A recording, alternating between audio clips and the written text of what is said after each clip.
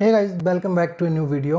और आज की क्लास में हम पढ़ने वाले हैं एक्सरसाइज 4.4 है। ये 5th पार्ट है। इससे पहले 4 पार्ट आ चुके हैं जिनके लिंक डिस्क्रिप्शन के अंदर आपको मिल जाएंगे, तो स्टूडेंट पहले वो देख लेना, फिर इस वीडियो को देखना। फर्स्ट क्वेश्चन के अंदर हमें कहा है कि निम्न द्विघात समीकरणों के मूलों की प्रकृति ज्ञात कीजिए, यदि मूलों का अस्तित्व हो तो उन्हें ज्ञात कीजिए। यानी कि अब तक हम क्या कर रहे थे, क्वाड्रेटिक इक्वेशन बना रहे थे।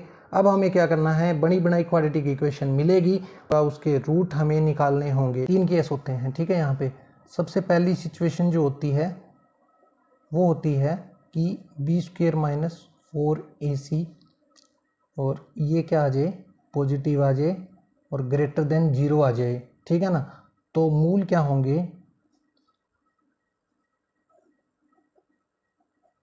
भिन्न और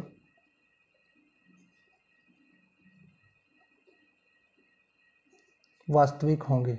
यानी कि जो वास्तविक मूल है वो भी 2 तरह के होते हैं, एक होते हैं भिन्न और एक होते हैं समान या समपाती। तो सबसे पहले मूलों की प्रकृति जो है वो किसके ऊपर डिपेंड करती है, b² - 4ac। यानी ये फॉर्मूला किसका होता है, विविधकर का होता है। d से इसको रिप्रेजेंट करते हैं हम। अगर d की वैल्यू क्या आ जाए, 0 से बड़ी आ जाए तो मूल भिन्न और वास्तविक होंगे। दूसरा केस जो होता है वो होता है अगर b² - 4ac की वैल्यू क्या आ जाए, 0 के इक्वल आ जाए, ठीक है ना, तो भी मूल क्या होते हैं, वास्तविक होंगे। और यहाँ पर जो मूल है वो क्या होंगे, समान होंगे या समपाती होंगे। इतनी बात क्लियर। यहाँ पे जो तीसरा केस है वो क्या होता है कि b² - 4ac अगर वैल्यू अगर निकालें तो वो क्या आ जाए कि यहाँ पर नेगेटिव आ जाए, यहाँ पर क्या थी, पॉजिटिव थी। अगर यहाँ पर b² - 4ac की वैल्यू क्या आ जाए, 0 से छोटी आ जाए यानी कि नेगेटिव आ जाए, तो यहाँ पर कोई वास्तविक मूल नहीं है और क्वेश्चन को हमें यहीं छोड़ देना है। क्लियर बात। अगर ये 2 केस हमें मिल जाते हैं इक्वेशन में तो हमें क्या करना होगा, मूल निकालने पड़ेंगे। मूल का फॉर्मूला क्या होता है, -b + √d। d का मतलब होता है विविधकर यानी b² - 4ac, ठीक है ना। वो जो वैल्यू हमने निकाली वो यहाँ पुट करनी है और अपॉन 2a। तो ये फॉर्मूला होता है। फर्स्ट क्वेश्चन का फर्स्ट पार्ट जो है वो है 2x² - 3x + 5 = 0। ये क्वेश्चन दिया है। सबसे पहले इसमें वैल्यू लिख लेते हैं। a की वैल्यू कितनी है 2, b की वैल्यू कितनी है -3 और c की वैल्यू कितनी है 5। अब हमें d निकालना है यानी b² - 4ac। इस फॉर्मूले से यहाँ पर वैल्यू पुट करते हैं। b² की वैल्यू कितनी है, -3 का स्क्वायर और -4 इंटू a की वैल्यू कितनी है 2, c की वैल्यू कितनी है 5, ठीक है। और यहाँ पर इसको जब सॉल्व करेंगे तो 9 - 40 = कितना आया, d की जो वैल्यू है हमारे पास वो क्या आ गई, -31, ठीक है। तो इस क्वेश्चन को हमने यहीं पर छोड़ देना है क्योंकि यहाँ पर जो है नेगेटिव वैल्यू आ गई। नेगेटिव वैल्यू का मतलब हमने जो पहला केस पढ़ा था अभी, यहाँ जो लास्ट केस पढ़ा था कि अगर नेगेटिव वैल्यू आ जाए b² - 4ac की तो कोई वास्तविक मूल नहीं होता, हमें आगे क्वेश्चन करने की ज़रूरत नहीं पड़ती, ठीक है। चलिए एक और क्वेश्चन देखते हैं। यहाँ पे सेकंड क्वेश्चन है हमारे पास कि 3x² - 4 √3x + 4 = 0। ये क्वेश्चन दिया है। सबसे पहले b² - 4 इसकी वैल्यू को फाइंड आउट करेंगे। यहाँ पर b² कितना है, -4 √3 और उसका होल स्क्वायर और फिर आगे -4 इंटू a की वैल्यू कितनी है 3, c की वैल्यू कितनी है 4। अब इसको सॉल्व करेंगे तो क्या वैल्यू आ जाएगी, हमारे पास आ जाएगी, इसका स्क्वायर करेंगे तो ये आ गया 48 और माइनस ये भी कितना आ गया 48 आ गया। तो इसका मतलब कि 0, यानी बी स्क्वेयर माइनस 4ac की वैल्यू कितनी आ गई 0। ये जो अभी हमने पढ़ा है सेकंड केस वो है ये, यानी बी स्क्वेयर माइनस 4ac अगर इक्वल टू 0 आ जाए तो मूल समान होंगे, वास्तविक होंगे। तो इस क्वेश्चन को आगे हमें सोल्व करना है। तो आगे सोल्व करने के लिए रूट्स का फॉर्मूला क्या होता है, minus b plus minus under the root d और अपॉन 2a। ठीक है, अब यहाँ पर सारी वैल्यूज़ को पुट कर देंगे। माइनस बी यानी माइनस बी की वैल्यू कितनी है -4√3 प्लस माइनस डी की वैल्यू कितनी आई थी 0 आई थी, हम पुट कर देंगे और अपॉन 2 इंटू ए की वैल्यू कितनी है 3 है। ये वाला पार्ट तो 0 हो ही गया, तो यहाँ पर क्या करेंगे 4√3 आ जाएगा और अपॉन 2 इंटू 3 मल्टीप्लाई के अंदर इसको कट करेंगे तो 2√3 अपॉन 3। ये आंसर भी आप लिख सकते हो, लेकिन आगे भी इसको कंप्यूट करके दिया है कई बुक के अंदर। तो यहाँ पर हमें क्या करना है 2√3 और अपॉन 3 को हम लिख सकते हैं √3 इंटू √3, इसको कट कर देंगे तो आंसर हमें क्या मिला फाइनल 2/√3। ठीक है, और यहाँ पर जो है क्वाड्रेटिक इक्वेशन है तो यहाँ पर x के 2 रूट होंगे यानी कि सेम है, तो लास्ट में हमें लिख देना है 2/√3 और दूसरा जो है 2/√3।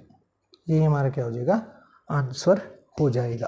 क्वेश्चन में क्या दिया है कि निम्न प्रत्येक द्विघात समीकरण में k का ऐसा मान ज्ञात कीजिए कि उसके 2 बराबर मूल हों। तो सबसे पहला पार्ट है हमारे पास, इक्वेशन दी हुई है 2x² + kx + 3 is equal to 0। यहाँ पर पहले की तरह सेम ही हमें क्या कर लेना है, सबसे पहले तो जो a की वैल्यू, b की वैल्यू और जो c की वैल्यू है उनको यहाँ पे लिख लेंगे हम। सबसे पहले a की वैल्यू कितनी है यहाँ पे 2, b की वैल्यू कितनी है k, c की वैल्यू कितनी है 3। अब क्या करना है, d का जो फॉर्मूला होता है b² - 4ac, उसी के अंदर इन सारी वैल्यूज़ को पुट करेंगे। b का मान कितना है k² - 4, a कितना है 2, c कितना है 3 और इसको लिख देंगे k² - 24 आ गया जब इन तीनों की मल्टीप्लाई करेंगे तो। ठीक है, k² = 24 आ गया। अगर k की वैल्यू को हम फाइंड आउट करें, वही हमें फाइंड आउट करनी है कि k के जो रूट होंगे वो सेम आने चाहिए, अगर हैं तो, नहीं है तो फिर वहीं छोड़ देना है आपने अगर इस क्वेश्चन को। तो k की वैल्यू अगर यहाँ पे स्क्वायर था तो इस साइड अगर इसको लेके आएंगे तो ये किस में लिखा जाएगा 24 जो है, इसका भी हम क्या कर देंगे प्लस माइनस साथ में लग जाएगा। और इसको लिख सकते हैं हम इस प्रकार से प्लस माइनस, यानी k की जो वैल्यू आएगी वो क्या आएगी, एक तो आ जाएगी 2√6, दूसरी k की वैल्यू आ जाएगी यहाँ पे -2√6। तो इतना ही क्वेश्चन हमारे को यहाँ पे करके दिखाना है, यानी दी गई समीकरण जो हमारी है उसके वास्तविक और समान मूल होंगे, संपाती मूल उसके होंगे। ठीक है ना। नेक्स्ट क्वेश्चन है हमारे सामने। सबसे पहले इस इक्वेशन को थोड़ा सोल्व कर लेते हैं। तो सोल्व करेंगे तो kx की मल्टीप्लाई इस पूरे के साथ करेंगे तो kx² - 2kx + 6 = 0। अब हमें सेम पहले की तरह ही यहाँ पे लिख देना है। a की वैल्यू कितनी है k, b की वैल्यू कितनी है -2k और c की वैल्यू कितनी है 6। उसी फॉर्मूले के अंदर पुट करेंगे b² - 4ac और इज इक्वल टू b² कितना है -2k का स्क्वायर कर देंगे -4a की वैल्यू कितनी है k, c की वैल्यू कितनी है 6। इसको आगे कंप्यूट करेंगे 4k² - 24k यहाँ पे आ गया और इज इक्वल टू 0 कर देंगे। यहाँ पर हमें k की वैल्यू को फाइंड आउट करना है। जो सेकंड केस हमने पढ़ा था स्टार्टिंग के अंदर कि b² - 4ac = क्या होता है 0 होता है। ठीक है ना, समान मूल के लिए यही चीज़ होती है। 4k कॉमन आ गया और यहाँ पे क्या बचा k - 6 = 0 आ गया। और अब क्या करेंगे हम यहाँ पे 4k इज इक्वल टू 0 और दूसरा केस क्या बन जाएगा k minus 6 is equal to 0। k की वैल्यू कितनी आ गई 6 आ गई। ठीक है ना। तो नेक्स्ट क्वेश्चन है स्टूडेंट अपने सामने कि क्या एक ऐसी आम की बगिया बनाना संभव है जिसकी लंबाई चौड़ाई से दुगनी हो और उसका क्षेत्रफल 800 वर्ग मीटर हो। यदि संभव है तो उसकी लंबाई और चौड़ाई ज्ञात कीजिए। क्वेश्चन को ध्यान से देखिए। सबसे पहले हमें क्या एज्यूम करना है, हमें चौड़ाई को एज्यूम कर लेना है क्योंकि लंबाई क्या है चौड़ाई की दुगनी है। तो माना आम की बगिया की चौड़ाई हमने मान ली x, तो लंबाई हमें पता चली जाएगा क्योंकि वो चौड़ाई की दुगनी है, तो कितना आया 2x आ गया। अब हमें क्या करना है, क्षेत्रफल दिया हुआ है और x की वैल्यू फाइंड आउट करनी है। तो कैसे करेंगे, क्षेत्रफल का फार्मूला क्या होता है, यहाँ पर लंबाई गुणा चौड़ाई होता है। तो यहाँ पर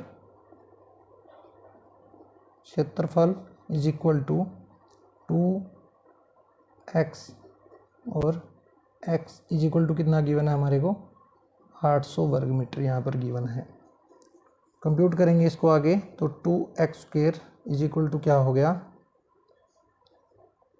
800 और x square is equal to क्या आ गया 400, क्योंकि ये दो इधर लेके आएंगे तो कट जाएगा 400 आ जाएगा। ये इस साइड आ जाएगा यानी ये किसका स्क्वायर बन जाएगा 20। ठीक है, x की वैल्यू यहाँ पे कितनी आ गई 20 आ गई, यानी कि जो चौड़ाई हमने मानी थी वो कितनी आ गई 20 आ गई। तो अब लंबाई फाइंड आउट करेंगे किस प्रकार से, लंबाई क्या थी चौड़ाई की दुगनी थी, तो 2 × 20 कर देंगे तो लंबाई कितनी आ जाएगी 40 आ जाएगी।